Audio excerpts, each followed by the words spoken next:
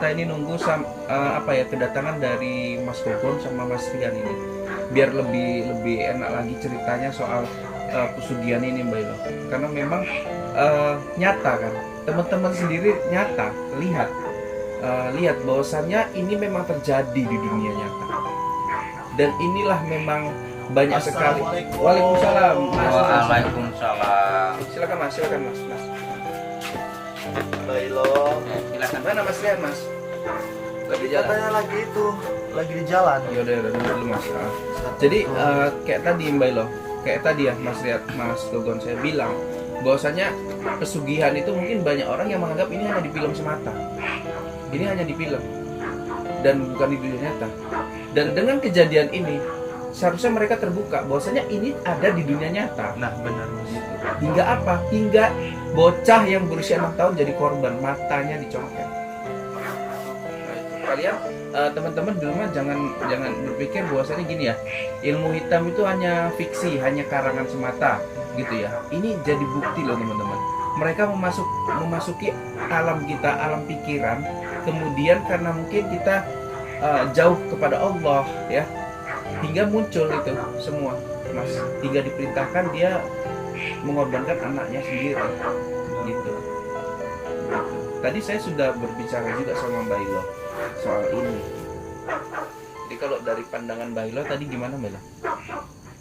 Ya, menurut saya ingatkan sekali lagi ya, bagi pemirsa dimanapun kalian berada, janganlah kita sampai pikiran kita lengah atau sampai menjalani aliran sesat sehingga ujung-ujungnya adalah merugikan diri kita sendiri.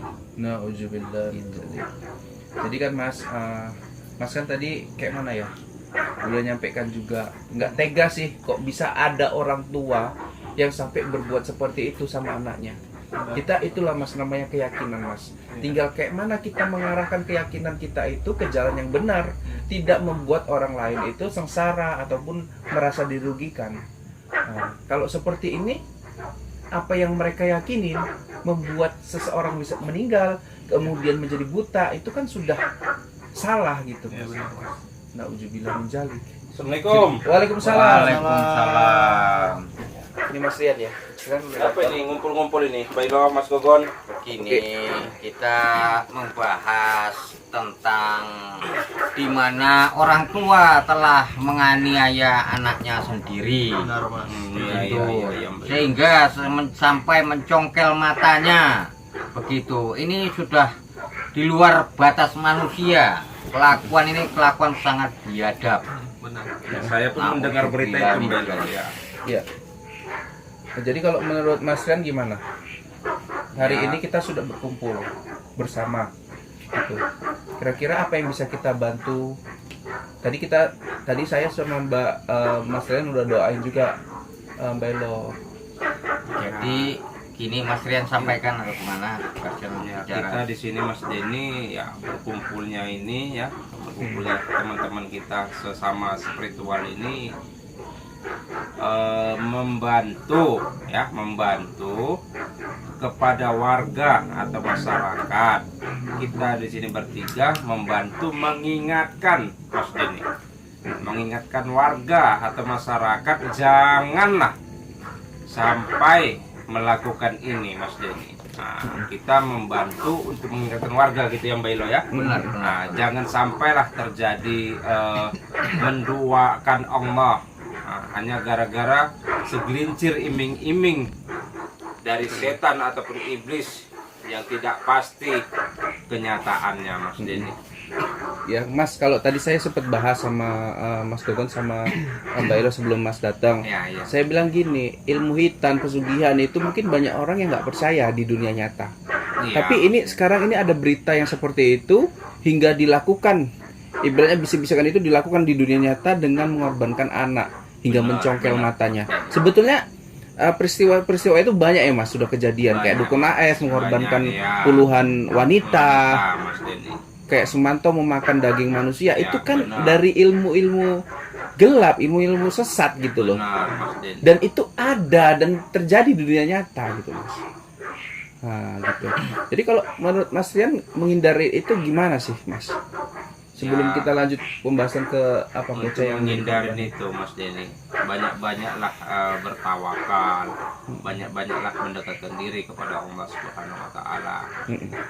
Seperti yang Mas Denny bilang masalah ilmu hitam, saya sendiri mengalami, tapi tidak pada saya Mas Denny, tepatnya kepada orang tua saya atau abang saya yang sebelum saya Mas Denny. Ya. Itu sampai meninggal abang saya Mas Denny. Innalillahi wa inna ilaihi raji'un. Mungkin kalau orang tua saya atau ayah saya Mas Denny masih mempelajarin ilmu itu, mungkin saya tidak lahir ke dunia ini Mas Denny. Itulah cerita daripada mama saya Mas Denny. Kalau boleh tahu, izin tahu Mas, itu ilmu apa Mas maksudnya? Kalau saya dengar dari orang tua saya, ya tepatnya mama saya itu, guru saya itu pernah belajar kepada seseorang mempelajarin ilmu Mas Denny.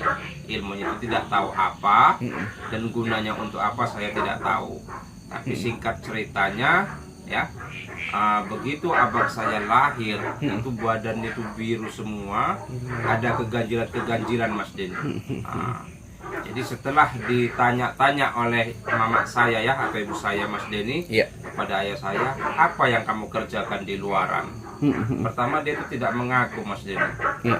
Setelah didesak keluarga oleh kakek saya, keluarga saya mendesak ayah saya, baru dia mengaku pernah belajar kepada seseorang ya Mas Denny, yang itu pada waktu itu perjanjiannya yang sangat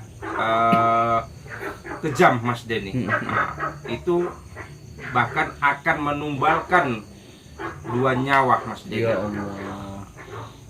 Jadi pada waktu itu mama saya bercerita dengan saya Mas Denny, dia mempelajari ilmu, entah ilmu apa tidak dijelaskan kepada saya. Tapi waktu perjanjian dia menuntut ilmu itu di awal-awal, kamu sanggup dengan ritualnya, sanggup.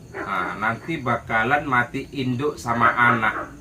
Mati induk sama anak. Itulah bahasa daripada gurunya Mas Denny atau Iya, dukunnya Mas Denny.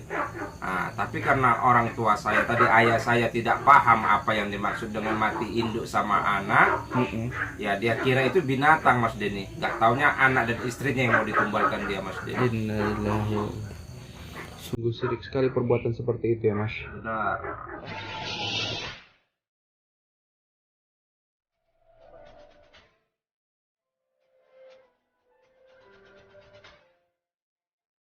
Tak berjuang untuk membela kebenaran, menghancurkan kebatilan.